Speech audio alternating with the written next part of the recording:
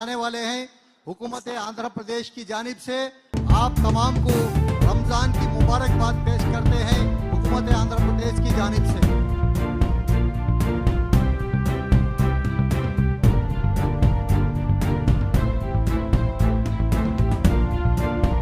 मैं जनाब मुफ्ती आसिफ साहब से गुजारिश करता हूं कि इस इफ्तियार के मजमे को खिताब करें 2-3 मिनट के लिए।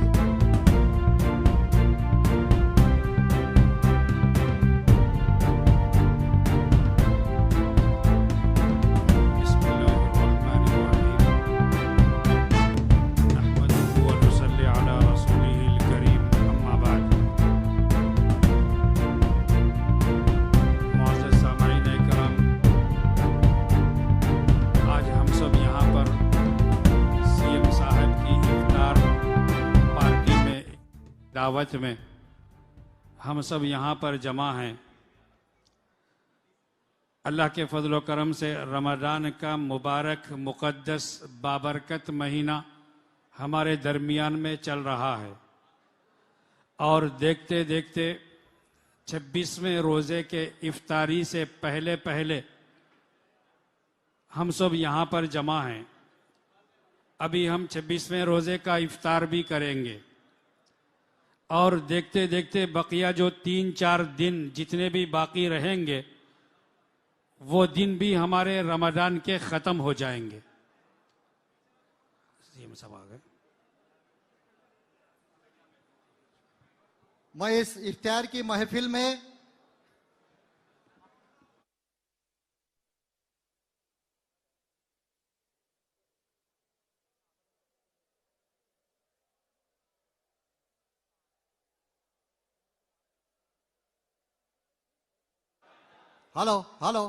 मैं इस इफ्तियार की महफिल में इस आंध्र प्रदेश के वजीर आला जनाब इज्जत-माब चंद्रबाबू नायडू साहब से गुजारिश करता हूं कि वो डायस पर तशरीफ लाएं और माइनॉरिटी सेल के स्टेट प्रेसिडेंट मौलाना मुश्ताक साहब से गुजारिश है कि सीएम साहब का इस्तकबाल करें।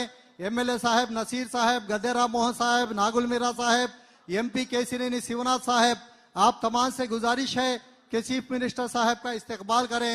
अहलन व सहलन, मरहबा मरहबा।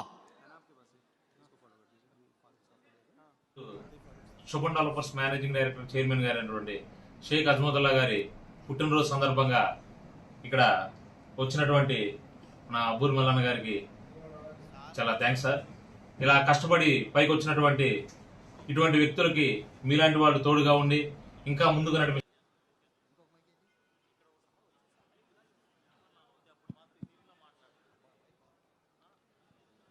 जनाब इज्जत-माब जनाब चंद्रबाबू नायडू साहब डयास पर तशरीफ लाए हैं।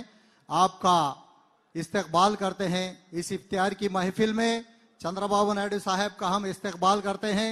आंध्र प्रदेश के वजीर आला जनाब इज्जत-माब जनाब चंद्रबाबू नायडू साहब तशरीफ ला चुके हैं। हम तमाम इस इफ्तियार की महफिल में आपका इस्तकबाल करते हैं। अहलन व सहलन, मरहबा मरहबा। अहलन व सहलन, मरहबा मरहबा। नारा चंद्रबाबू नायडू साहब। आड़ा हटो भाई।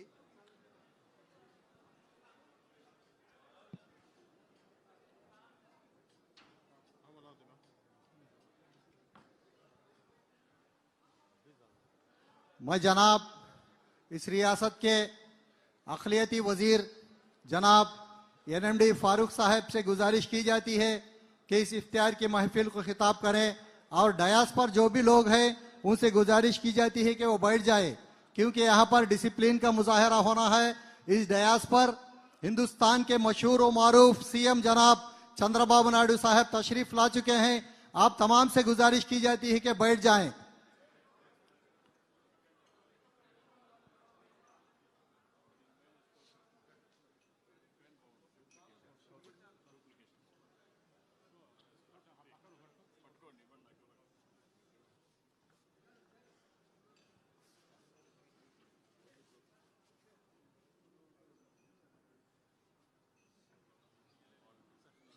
इस इफ्तियार की महफिल में जनाब नारा चंद्रबाबू नायडू साहब का इस्तकबाल कर रहे हैं हम। अहलन व सहलन, नारा चंद्रबाबू नायडू साहब, मरहबा मरहबा। अहलन व सहलन। मरहबा मरहबा नारा चंद्रबाबू नायडू साहब। अभी उलमाए किराम से गुजारिश है कि बैठ जाएं। जो भी डयास में है उससे गुजारिश की जाती है कि बैठ जाएं। अभी अखिलियती मिनिस्टर एनडी फारूक साहब के बाद इज्जत माब हमारे चीफ मिनिस्टर नारा चंद्रबाबू नायडू साहब खिताब करेंगे। अभी एनडी फारूक साहब से गुजारिश की जाती है कि इस इफ्तियार की महफिल को खिताब करें।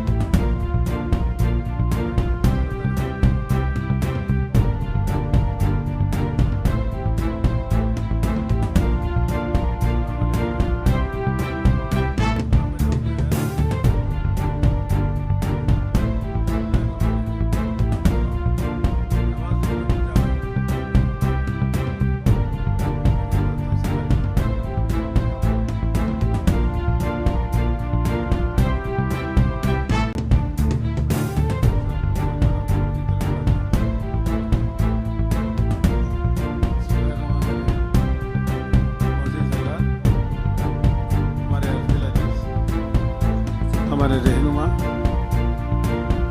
हमारे आंध्र प्रदेश के वजीर आला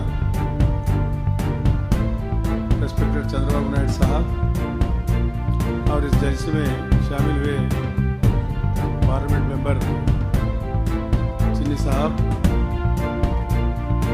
और एमएलए गद्दे राममोहन राव साहब, एमएलए वेनिगंडा रामू साहब और मोंडा उमा साहब और गुंटूर के एमएलए हमारे नजीर भाई, और सबको मैं अदब से सलाम पेश कर चुका हूँ। ये रमज़ान का महीना, साथ ही साथ उगादी भी है 19 तारीख को, 20 तारीख को आपको हमारी ईद है। दोनों में मुबारक ना, क्योंकि हमारी तरफ से हिंदू भाइयों को और मुसलमान भाइयों को मैं तहे दिल से शुक्रिया हुकूमत की तरफ से, सीएम साहब की तरफ से आप लोगों को मैं बेअदब से आपको अदब से सलाम पेश करते हुए गौरवनीयुలు మన ప్రీతమ నాయకులు రాత్రింబగళ్ళు కష్టపడుతూ అభివృద్ధి సంక్షేమ కార్యక్రమాలుగా ఆయన పట్టుదలతో పనిచేస్తున్న మహా వ్యక్తి. ఈ భారతదేశంలో ఇంత పనిచేసే ముఖ్యమంత్రి ఎవరు కూడా లేరు. 24 గంటల అభివృద్ధి సంక్షేమం కోరుకుంటున్న వ్యక్తి. అదేవిధంగా మన బాగోగుల కోసం, మన అభివృద్ధి కోసం, మన సంక్షేమం కోసం ఎన్నో పాటుపడే మహా వ్యక్తి చంద్రబాబు నాయుడు గారు. దేశంలో మనం ఇప్పుడు ఈరోజు ఏర్పడినటువంటి సంక్షేమ కార్యక్రమాలన్నీ ఈ దేశంలో, ఈ భారతదేశంలో విస్తరించినాయంటే కేవలం చంద్రబాబు నాయుడు గారి నాయకత్వంలో జరిగిన కార్యక్రమాలే ఈరోజు భారతదేశంలో జరుగుతూ ఉన్నాయి.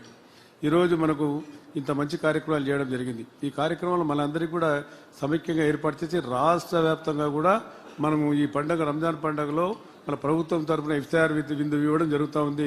ఎక్కడ కూడా భారతదేశంలో ఒక రాష్ట్రంలో తప్పనించి ప్రతి జిల్లాలో కూడా ఇఫ్తార్ విందు ఏర్పాటు చేయాలని చెప్పి కృత నిశ్చయంతో మన జిల్లా, రాష్ట్రంలో ఉండే 28 జిల్లాలో కూడా ఈరోజు ప్రభుత్వం డబ్బులు ఇచ్చి మీకందరికీ మీరు సంతోషంగా ఈరోజు ఈ రంజాన్ పండుగ ఇఫ్తార్ దావతులు ఏర్పాటు చేసుకోమని చెప్పిన ఘనత ఒక చంద్రబాబు నాయుడు గారి తప్పనించి ఎవరికి దక్కలేదు. కాబట్టి అదే అభివృద్ధి కార్యక్రమాల గురించి చెప్పగా అవసరం లేదు. నేను 2-3 రోజులు చెప్తాను. తల్లికి వందనం విషయంలో నేను మదనపల్లి పోవడం జరిగింది సార్. మదనపల్లి పోయినప్పుడు ఒక ముస్లిం గారు లేచి నాకు 6 మంది పిల్లలకు వస్తూ ఉంది సార్, నాకు 12 మంది పిల్లలు, 12 మంది పిల్లలు 6 మందికి తల్లి వందనం వస్తుందని చెప్పిన ఘనత మీరు ఆలోచించుకోవాల్సిన అవసరం ఉంది. అది కేవలం తెలుగుదేశం పార్టీ వల్లనే దక్కిందని చెప్పి ఆలోచన. ఆయన గర్వంగా చెప్పినాడు, నాకు తీసుకొచ్చి దండ వేస్తే ఏమైనా నాకెందుకు ఇస్తున్నావు అని చెప్పాను. అన్న ఈయనకి 12 మంది పిల్లలు అయితే 6 మందికి తల్లి వందనం వస్తుందంటే వాడు ఆశ్చర్యమైన ₹1,00,000 దాకా దాదాపుగా నాకు వచ్చినాయంటే మీరు ఆలోచన చేసుకోవాలా. ఇది ఎవరి వల్ల వచ్చింది? ఈరోజు రాష్ట్ర వ్యాప్తంగా ఎంతమందికి అందింది ఈ ఫలాలు? మన పేద పిల్లలు, మన పేద బిడ్డలు, శ్రామికులు, కష్టజీవులైన వారి పిల్లలకందరికీ చదువు చెప్పించుకోవాలా, చదువులో ముందుకు తీసుకుపోవాలా, మన పిల్లలు చదువు చెప్పించాలన్న ముఖ్య ఉద్దేశంతోనే ఈరోజు మన ముఖ్యమంత్రి గారు మనకి ఇవ్వడం జరిగింది. మళ్ళీ ఈరోజు ఎన్టీఆర్ భరోసా ఎంత దాదాపుగా కొన్ని కోట్ల రూపాయలు, 1 కాదు 2 కాదు, ఎన్టీఆర్ భరోసాకి మనకు బడ్జెటే దాదాపుగా 6,000 కోట్ల రూపాయలు బడ్జెట్ ఇచ్చినారు. అందులో ఎన్టీఆర్ భరోసా కానీ అది వివిధ సంక్షేమ కార్యక్రమాలు పోను దాదాపుగా 3,000 కోట్ల రూపాయలు బడ్జెట్ మన సంక్షేమం కోసం, మన అభివృద్ధి కోసం ముఖ్యమంత్రి గారు ఇవ్వడం జరిగింది. మరి ఎక్కడ కూడా ఇంత 6,000 బడ్జెట్ ఎక్కడైనా ఇచ్చినారు? మీరు ఆలోచన చేసుకోండి. భారతదేశంలో ఎక్కడన్నా ఏ ముఖ్యమంత్రి ఇచ్చినారా? కాబట్టి ఇటువంటి సంక్షేమ అభివృద్ధి కార్యక్రమాలకు నాంది పలికిన వ్యక్తి మరి మా ముఖ్యమంత్రి చంద్రబాబు నాయుడు గారు. కాబట్టి ఈరోజు మరి 2014 నుంచి 2019 వరకు మనం ఏమేమి చేశామండి? గత ప్రభుత్వం 5 సంవత్సరాల్లో ఒక పని మనకు చేయలే. ఒక్క రూపాయి కూడా మన ప్రభుత్వానికి మనకి ఇవ్వలే. అదేవిధంగా గత ప్రభుత్వంలో 2014-19లో 49,000 మళ్ళీ 161 మందికి 283 కోట్ల రూపాయలు రుణాలు ఇచ్చి స్వయం ఉపాధి కార్యక్రమం చేశారు. మనము దగ్గర డబ్బు లేదు, మీ దగ్గర సాంకేతిక పరమైన విద్య ఉంది, మీరు సాంకేతిక పరంగా ముందుకు పోవాలని చెప్పి స్వయం ఉపాధి పథకాలు ఏర్పాటు చేయడం జరిగింది. స్వయం ఉపాధి పథకాలతో పాటు సెల్ఫ్ ఎంప్లాయ్మెంట్ మీరు ఎంప్లాయ్మెంట్ జనరేషన్ స్కీమ్స్ కూడా ఇవ్వడం జరిగింది. ఏ ప్రభుత్వం ఇచ్చింది? ఆ రోజు మన బిడ్డలు పేదవారు కాబట్టి వారికి ఇంటికి జగా ఇచ్చి, ఇండ్లు కట్టించి, దుకాణం ఏర్పాటు చేసి మీరు సంపాదన చేసుకోండి, మీకు అంగడితో సార్ నేను కట్టిస్తా అని చెప్పి లోన్ ఇచ్చిన వ్యక్తి చంద్రబాబు నాయుడు గారు. ఆ రోజు 223 కోట్ల రూపాయలు ఈ 5 సంవత్సరాలు చెప్తా ఉన్నాను. గతంలో ఉన్న 15 సంవత్సరాలు కాదు, తెలంగాణలో 2 రాష్ట్రాలు కలిసినప్పుడు కాదు, 2014 నుంచి 19 వరకు జరిగిన అభివృద్ధి సంక్షేమ కార్యక్రమాలు ఏ రకంగా అందినాయో చెప్పాలా. కానీ గత ప్రభుత్వం ఏమైనా జరిగిందంటే నేను చెప్పకూడదు, జీరో, ఒక్క రూపాయి వేయలే. మనం తెలుసుకోవాలి మరి ఏ ప్రభుత్వం వచ్చిన తర్వాత మనకి ఇచ్చింది అని చెప్పి. మరి అదేవిధంగా మనకు 41,088 మంది మైనార్టీ యువతలకు 53,89,00,000 నైపుణ్యానికి అంటే శిక్షణ తరగతులకు మన దగ్గర చెప్పాను. ఆటో నగర్లు, ముఖ్యంగా ఆటో నగర్లు ఏర్పాటు చేసింది చంద్రబాబు నాయుడు గారు. మొట్టమొదటిసారిగా నంద్యాలలో మరి మా ముఖ్యమంత్రి గారు నంద్యాలకు వచ్చినప్పుడు దాదాపుగా నంద్యాలలో 28 ఎకరాల రూపాయలు ఆటో నగర్కి ఇచ్చి అక్కడ ఆటో నగర్ నిర్మాణానికి వాళ్ళు సొంతంగా ప్రభుత్వ స్థలం ఇచ్చి వాళ్ళు ఆటో నగర్ ఏర్పాటు చేయడానికి ఇచ్చినారు. ఈ రోజు దాదాపుగా ఎంతమంది అక్కడ నివసిస్తారు, ఎంతమంది బాగుపడినారు, ఎంతమంది జీవితాలు బాగుపడ్డాయి, ఎంతమంది అభివృద్ధిలోకి వచ్చినారు అనేది ఒకసారి ఆలోచించుకోవాలి. అది ఏ ప్రభుత్వం వచ్చిన తర్వాత చేసింది, ఎవరు వచ్చినారు. ఇక్కడ విజయవాడలో కూడా మనం ఇచ్చాం ఆటో నగర్కు, మళ్ళీ గుంటూరులో కూడా ఇచ్చాం. మనకు బతికిలేదు. దాదాపు 40 సంవత్సరాల తర్వాత మేము ఈ అన్ని కార్యక్రమాలు అప్పుడే మొదలుపెట్టాం. కాబట్టి ఇటు మంచి కార్యక్రమం చేయడం జరిగింది. మరి షాదీఖానాలు, ఒక్క షాదీఖానాన్ని కట్టాడేమైనా, 2 షాదీఖానాలు కట్టాడు. మన ప్రభుత్వం ఉపాధితోనే. కాబట్టి మన ప్రభుత్వం గతంలో దాదాపుగా 342 షాదీఖానాలు ఏర్పాటు చేశారు. ఆ షాదీఖానాలు ఒక్కడైనా కట్టాడమే ఆయన? మీరు చెప్పాలా? మీరు మా నమాజ్ చేసుకుని రుజువు చేసుకుని నమాజ్ చేయండి, మనం కూర్చున్నాము, అబద్ధం ఆడకూడదు. ఒక్క షాదీఖానా 2 షాదీఖానాలు తప్పని ఏమైనా కట్టాడా? ఒక్క షాదీఖానా కొట్టలే. 2 షాదీఖానాలు ఏడు కట్టాడు. ఆయన సొంత ఊర్లో కట్టలే షాదీఖానా, పులివెందులో కూడా షాదీఖానా కట్టే ఆయన. కడపలో హజ్ హౌస్ కంప్లీట్ చేయాలి ఆయన. హజ్ హౌస్కు 24 లక్షల రూపాయలు మహానుభావులు చంద్రబాబు నాయుడు గారు ఇస్తే హజ్ హౌస్ ఎక్కడుంది అక్కడే ఉంది కడపలో.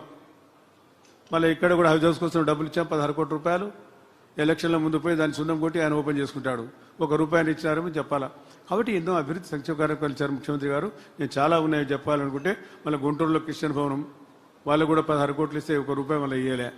ఆయన గురించి చెప్పకూడదు అని ఆయన గర్వంగా ఘనంగా చెప్పుకుంటాడు. నేను క్రిస్టియన్స్ కోసం ఇన్ని చేసిన అవి చేసిన ఏమి చేయలేదు, సున్నా. అది కూడా దాని దగ్గర స్టాటిస్టిక్స్ ఉన్నాయి, అబద్ధాలు చెప్పాల్సిన అవసరం లేదు. కాబట్టి చాలా విషయాలు ఉన్నారు. ముఖ్యమంత్రి గారు ఇచ్చిన కార్యక్రమాలు నేను ప్రత్యేకంగా చెప్పాల్సిన అవసరం లేదు. మీకు అందరికీ బాగా తెలుసు. గుండె మీద చేసుకొని చెప్పండి ఏ ప్రభుత్వం చేసింది, ఏ నాయకుడు చేసిన అనేది మీకు బాగా తెలుసు. కాబట్టి ఎక్కువగా నేను మాట్లాడాల్సిన అవసరం లేదు, ఎందుకంటే కాలాతీతమైంది కాబట్టి ముఖ్యమంత్రి గారు మాట్లాడే అవకాశం కలిగాల. కాబట్టి క్షమించవలసిన కోరుకుంటూ మరి ఈ కార్యక్రమంలో పాల్గొన్న ప్రతి ముస్లిం సోదరులకు మా ముఖ్యమంత్రి గారి ఆహ్వానాన్ని పురస్కరించి ఇక్కడికి వచ్చిన ప్రతి ముస్లిం సోదరులందరికీ నా రంజాన్ శుభాకాంక్షలు, దాంతోపాటు ఉగాది శుభాకాంక్షలు కూడా తెలియజేస్తూ సెలవు తీసుకుంటాను. జై హింద్. ये रियासत आंध्र प्रदेश ही नहीं बल्कि पूरा हिंदुस्तान जिसको कायद मानता है वो है हमारे इज्जत माब नारा चंद्रबाबू नायडू साहब. ऐसे कायद की इख्तियार में आज हम यहाँ पर बैठे हुए हैं. हम सब आप तमाम को मुबारकबाद पेश करते हैं और हम इज्जत माब नारा चंद्रबाबू नायडू साहब chief minister of Andhra Pradesh से गुजारिश करते हैं कि इस इफ्तार के मजमे को खिताब करें.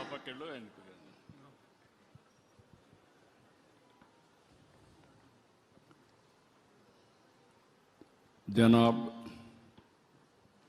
एमडी फारूक साहब,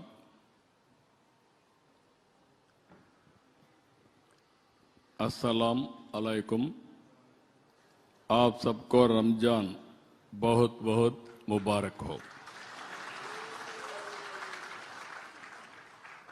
रमजान में इफ्तार की दावत में शामिल होना मेरी एक आदत सी बन गई है. इससे मुझे बहुत खुशी और संतोष मिलता है. దశాబ్దాలుగా ఇఫ్తార్ విందు ఇవ్వడం అనేది ఒక సాంప్రదాయంగా తీసుకొచ్చాం. ఆ సాంప్రదాయం ప్రకారం మనం అందరం కూడా ఇక్కడ సమావేశమయ్యాం.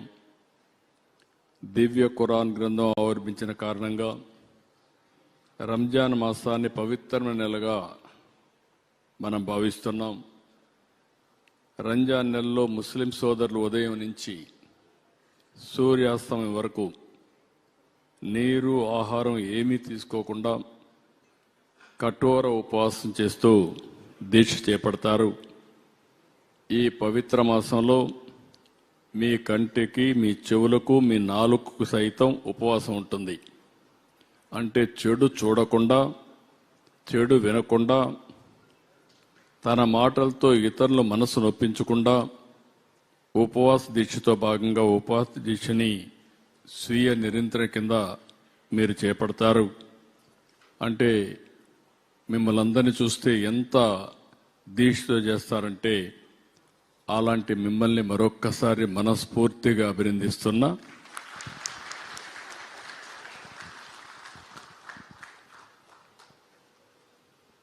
ఉపవాస దీక్షలు రోజా సఫారీతో ప్రారంభమై ఇఫ్తార్తో ముగుస్తాయి. ఈరోజు మీ యొక్క గౌరవార్థం ఇక్కడే కాకుండా అన్ని జిల్లాల్లో, అన్ని నియోజకవర్గాల్లో ఇఫ్తార్ విందు ఏర్పాటు చేసే కార్యక్రమానికి శ్రీకారం చుట్టాం. ఇది ఒక విధంగా చెప్పాలంటే ముస్లిం సోదరులతో మమేకం కావడం, మీ మనోభావాలను గౌరవించడం అని చెప్పి కూడా నేను మీకు తెలియజేసుకుంటున్నాను. రంజాన్ నెలలో దానం చేస్తే నిరుపేదలు కూడా పండుగ పూట సంతోషంగా ఉంటారనేది మహమ్మద్ ప్రవక్త మనకు బోధించారు. పేదలకు సహాయం చేయడమే ఖురాన్ సూక్తి. అందుకే నేను కూడా మీరు గుర్తుపెట్టుకోవాల్సింది, ఈ ప్రభుత్వం వచ్చినటువంటి 21 నెలల్లో మైనారిటీ సంక్షేమానికి పెద్ద ఎత్తున చేశాం. నేను ఎప్పుడు కూడా ముస్లింల సోదరుల పక్షానే ఉంటా. ఎక్కువ కార్యక్రమాలు చేశామంటే దానికి కారణం మీలో ఉండే పేదరికం, మిమ్మల్ని ఆర్థికంగా, రాజకీయంగా, సామాజికంగా పైకి తేవాలని ఆలోచనతోనే చేశాం. ఎన్టీఆర్ భరోసా మీరు చూస్తే దగ్గర 4,38,000 మందికి ఇస్తున్నాం. ఒక్క ఎన్టీఆర్ భరోసాలోనే 3,511 కోట్ల రూపాయలు మైనారిటీ సోదరికి ఇచ్చే ఏకైక ప్రభుత్వం ఈ ఎన్డీఏ ప్రభుత్వం. తల్లికి వందనం ఈరోజు మీరు చూస్తే 4,50,000 మందికి ఇస్తున్నాం. దగ్గర 1,316 కోట్లు ఇస్తున్నాం. నేను ఎన్నికలప్పుడు చెప్పాను, తల్లికి వందనం ఒకరు కాదు, ఎంతమంది పిల్లలుంటే అంతమందికి ఇస్తామని చెప్పి దగ్గర 8 మంది 9 మంది పిల్లలున్నా ఆ ఇంటికి తల్లికి వందనం ఇచ్చిన ఏకైక కూటమి ఈ కూటమి ప్రభుత్వం. పోస్ట్ మెట్రిక్ స్కాలర్షిప్లు 19,215 మందికి 224 కోట్లు ఇస్తున్నాం. దీపం 6,20,000 కుటుంబాలకి 158 కోట్లు ఇస్తున్నాం. ఇంకొక పక్క నేనే ప్రారంభించాను ఇమాములకి, మౌజములకి ఆన్రోరిం ఇవ్వడం. మౌజములకైతే 10,000, ఇమాములకు 10,000, మౌజములకు 5,000. అదే మాదిరిగా ఇప్పటికి 180 కోట్లు ఇచ్చాం. ఈరోజు రాత్రికి మళ్లీ చెప్తున్నా, ఉండే బకాయిలన్నీ 45 కోట్ల రూపాయలు మీ అకౌంట్లో వేసే బాధ్యత నేను తీసుకున్నాం, ఈ ప్రభుత్వం తీసుకున్నాం. అవి కూడా రిలీజ్ చేస్తున్నాం. ఇంకొక పక్కన అర్హత కలిగిన ఇమాముల్ని ప్రభుత్వ కాజీలుగా నియమించాం. వివాహ లైసెన్సుల గడువు 3 సంవత్సరాల నుంచి 10 సంవత్సరాలకు పెంచాం. ఈసారి హజ్ యాత్రకి 347 మంది విజయవాడ ఎంబార్కేషన్ పాయింట్ నుంచి వెళ్లేలని చేశాం. భవిష్యత్తులో ఇక్కడి నుంచే వెళ్తారు.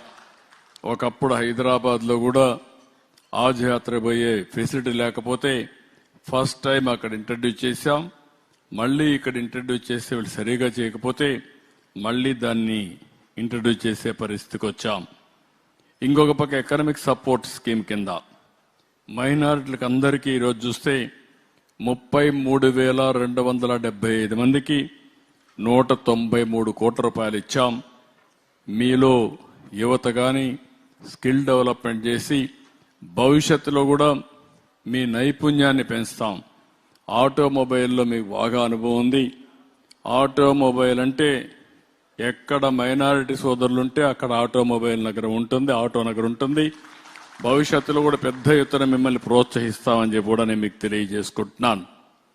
ప్రభుత్వం కూడా జీవో నెంబర్ గడిచిన ప్రభుత్వం వైసీపీ ప్రభుత్వం GOMS నెంబర్ 47 ద్వారా వక్ఫ్ బోర్డులు వివాదానికి నెట్టారు.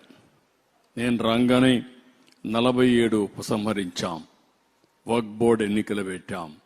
ఈరోజు వక్ఫ్ బోర్డు ఎన్నికలు పెట్టి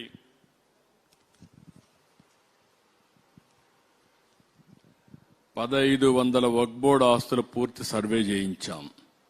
81,402 ఎకరాలు కవర్ చేసి 5,028 వక్ఫ్ సంస్థలకు డిజిటలైజ్ చేసి అప్లోడ్ కూడా చేశాం.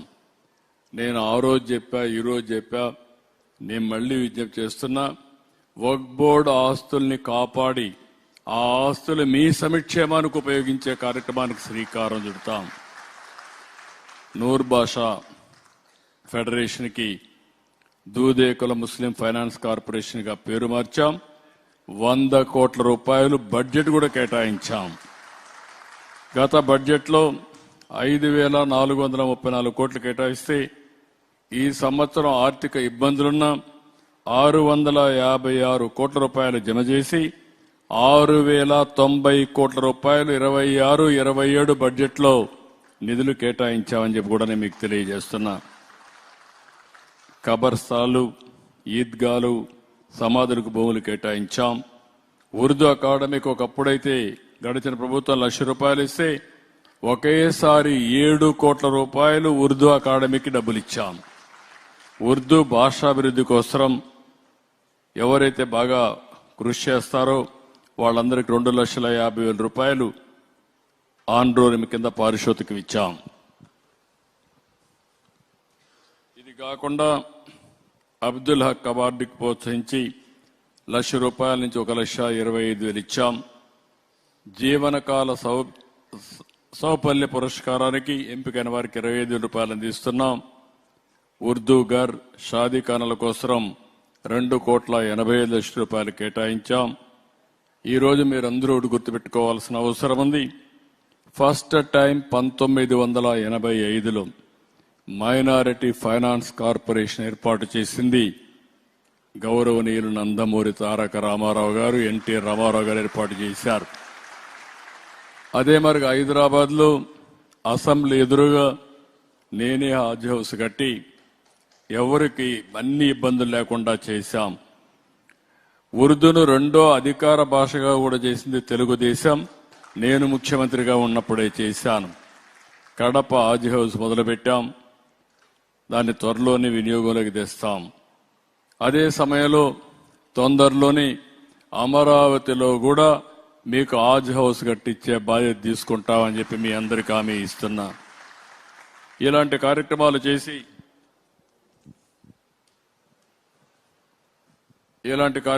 చేసి మైనారిటీ సోదరులు ఒకటే హామీ ఇస్తున్నాను. నేను మొట్టమొదటి నుంచి ముఖ్యమంత్రి అయినప్పటి నుంచి మీరు ఒక్కసారి ఆలోచించుకోవాలి. తెలుగుదేశం, అదే మరి నేను ముఖ్యమంత్రి అయిన తర్వాత ఇప్పుడు ఎన్డీఏ ప్రభుత్వం. నేను ఆ రోజు ఒక మాట చెప్పాను. కేంద్ర ప్రభుత్వం వక్ఫ్ బోర్డు చట్టాన్ని తీసుకొస్తున్నారు, దాంట్లో మాడిఫికేషన్ చేశారు. కానీ దేశం అంతా కూడా ఒక నామినీని వేరే వాళ్ళని ఇస్తే ఆ సభ్యుడిని కూడా ముస్లిం సభ్యుడిని పెట్టి మీకు పూర్తి స్వేచ్ఛనిస్తానని చెప్పిన మాట నిలబెట్టుకున్నామని చెప్పి కూడా నేను మీకు తెలియజేస్తున్నా. కాబట్టి ఎప్పుడు కూడా ఈ ప్రభుత్వం మీ మనోభావాలను గౌరవిస్తుంది, మీతో ఉంటుంది. నేను ఎన్నోసార్లు చెప్పాను. ఈరోజు మళ్లీ మిమ్మల్ని అందరినీ కోరుతున్నా, మీరు కూడా ఈ ప్రభుత్వం ఏదో తాత్కాలికంగా ఆలోచించడం లేదు. సమాజంలో మీ ఆర్థిక పరిస్థితులు మార్చాలని, మీ జీవన ప్రమాణాలు మెరుగుపరచాలని, అందరితో సమానంగా మీకు కూడా అన్ని అవకాశాలు వచ్చేట్టుగా చేయాలని అనేక కార్యక్రమాలు చేస్తున్నాం. సంక్షేమం, అభివృద్ధి, సుపరిపాలన, ఇది ఈ ప్రభుత్వ విధానం. దీనివల్ల ఎవ్వరికి ఇబ్బంది లేకుండా ఇంకొక విషయం కూడా చెప్తున్నా, నేను అందరి వాడిగా ఉంటాను తప్ప ఏ ఒక్కరి పక్షం కాదని మరొకసారి మీ అందరికి విజ్ఞప్తి చేస్తున్నాను.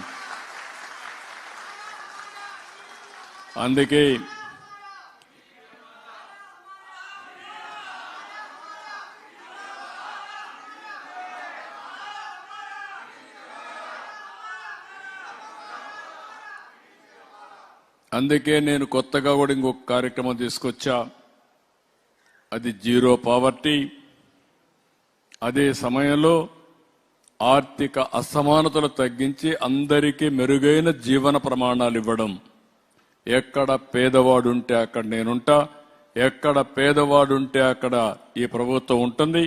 మిమ్మల్ని అన్ని విధాలా ఆదుకుంటామని మరొక్కసారి విజ్ఞప్తి చేస్తూ అందరికీ నమస్కారాలు, ధన్యవాదాలు. थैंक यू अनंडाल। भी दुआ का वक्त हो रहा है। मैं आप सबसे गुजारिश करता हूं कि अहलन व सहलन बोले तो मरहबा मरहबा बोलो। अहलन व सहलन, अहलन व सहलन, अहलन व सहलन नारा चंद्रबाबू नायडू साहेब। अभी दुआ का वक्त हुआ है।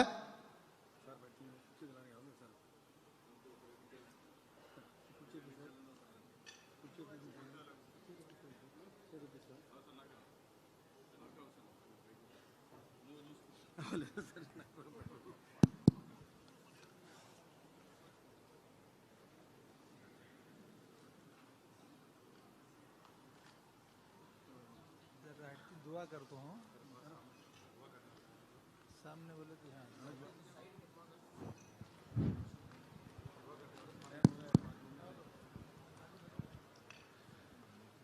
अल्हम्दुलिल्लाह रब्बिल आलमीन। अल्लाहुम्मा सल्लि अला सय्यिदिना शफीइना हबीबिना मौलाना मुहम्मद व बारिक व सल्लिम। रब्बना ظلمنا أنفسنا وإن لم تغفر لنا وترحمنا لنكونن من الخاسرين.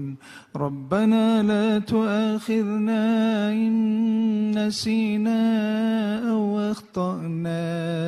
ربنا ولا تحمل علينا يسرا كما حملته على الذين من قبلنا. ربنا ولا تحملنا ما لا طاقة لنا به واعف عنا واغفر